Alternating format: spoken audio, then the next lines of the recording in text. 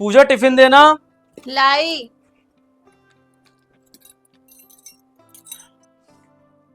ये लीजिए। लाओ। अरे श्याम बेटा, ये मेरे पीएफ का चेक है। काफी दिनों से मेरे पास पड़ा हुआ था। इससे पहले कि ये बाउंस हो जाए तू इसे मेरे खाते में डलवा दे बेटा। ठीक है पापा, मैं आज दोपहर में बैंक जाके इसे डिपॉजिट करवा दूंगा।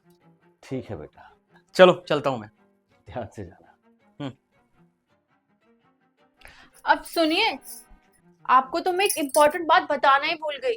आपको मेरी वो कॉलेज वाली दोस्त कोमल याद है? अरे वही जिसकी शादी लखनऊ में हुई थी। हाँ याद है, क्यों क्या हुआ उसे? उससे तो कुछ नहीं हुआ, लेकिन उसके ससुर के साथ बहुत बड़ा फ्रॉड हो गया। फ्रॉड मतलब? क्या बताऊं पापा, उसके ससुर ने अपने रिटायरमेंट के सारे पैसे अपने अकाउंट में रखे थे। एक दिन एक स्कैमर ने उनका पूरा अकाउंट ही खाली कर दिया। पूरे 12 लाख का नुकसान हो गया उनका।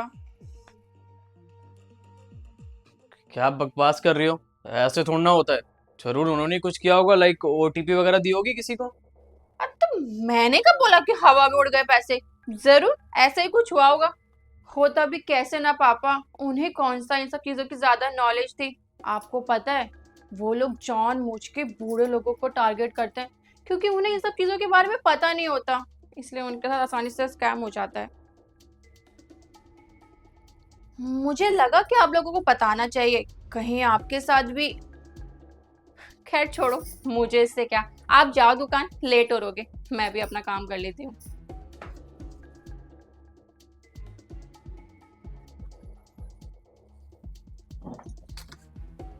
अरे रुक बेटा, तू एक काम कर, ये चेक ना अपने खाते में डिपॉजिट करा ले। बेकार में हमारे साथ कुछ फ्रॉड हो गया तो खामखा लेने के देने पड़ जाएंगे। अरे पापा क्यों घबरा रहे हो आप? इतना आसान थोड़ा ना होता है बैंक से पैसे चुरा लेना। नहीं नहीं, आज के टाइम में कुछ भी हो सकता है बेटा। और बहू बता रही थी ना कि उसकी सहेली के ससुर के साथ बहुत बड़ा फ्रॉड हुआ है। अब बेकार में रिस्क क्यों लेना? तू ये चेक अपने ही खाते में डलवा ले। मुझसे तो ज्यादा ही समझदार हो गया है तू। कम से कम इन पैसों का ध्यान तो रख लेगा। ठीक है, आप चिंता मत करो, मैं इसे अपने खाते में डलवा लूंगा। चल अब तू जा, पहले से ही दुकान के लिए बहुत लेट हो गया है। ठीक है, मैं जाता हूँ फिर। अच्छा सुनिए, रात को दुकान से आते वक्त इमरती और रबड़ी ले आना, मुंह मीठा करने का मन कर रहा है।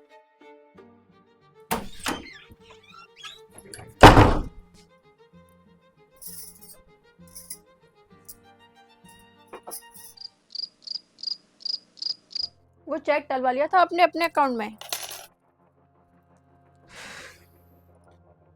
बोलो ना, से मुंह फुलाए क्यों बैठे हो? तुम्हें शर्म नहीं आई ना, छोटी कहानी बनाते हुए, वो भी अपने ही सगे ससुर के पैसे हड़पने के लिए?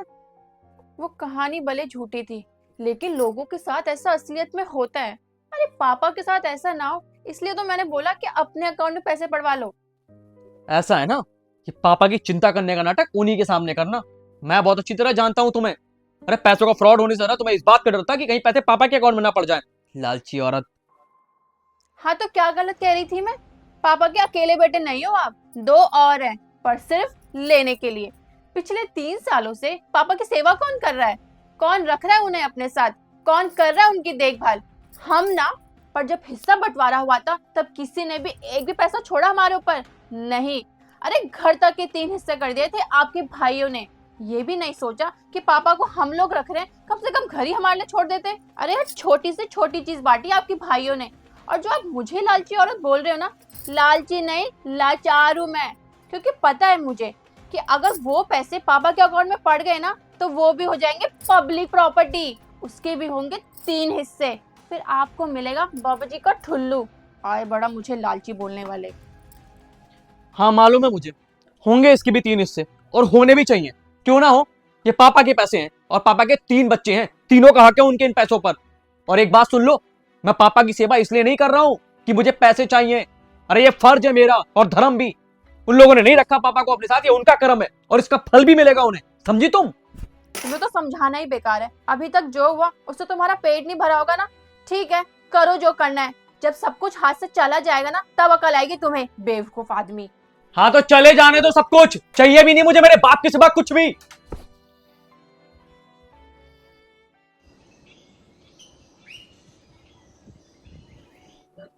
अरे श्याम बेटा, जरा इन कागजों पर साइन कर देना। लो बाबा।